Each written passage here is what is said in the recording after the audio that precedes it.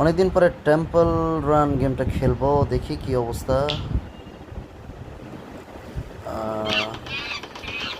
ওরে বাবারে, পিছনে তো লেগে গেছে। আমি তো অনেক কিছুই ভুলে গেছি, দেখি কি অবস্থা। যাক, মনে পড়তেছে আস্তে আস্তে আস্তে আস্তে মনে পড়তেছে। দেখা যাক কি হয়। এই হারা যাবে না, যতটুকু মনে আছে। এক সময় বন্ধুরা আমি মনে করতাম টেম্পল রান যে মোবাইলে খেলা না যাবে সেটা কোনো মোবাইলই না, এবং টেম্পল রান খেলতে মেবি 512 র্যাম লাগে। তো 1 জিবি ফোন তখন একটা ব্যাপার ছিল। এখন তো আমরা 15 GB, 16 GB, 8 GB RAM OLA phone use করি। আসলে তখন একটা বিষয় ছিল, টেম্পল রান হচ্ছে একটা বেস্ট গেম। আমার স্ক্রিন আবার লক হয়ে যায়, কেউ আবার মাইন্ড করবেন না। তো দেখি কতটুকু আমরা দূরে সামলাতে পারি।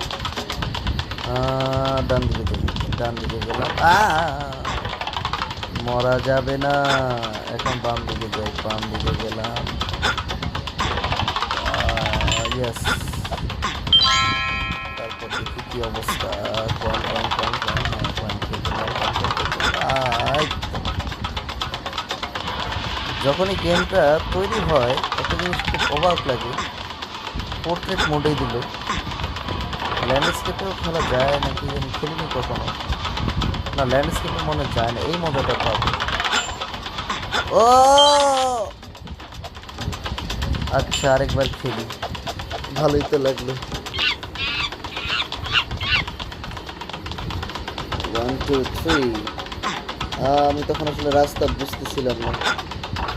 আহা, শুরুতেই শেষ।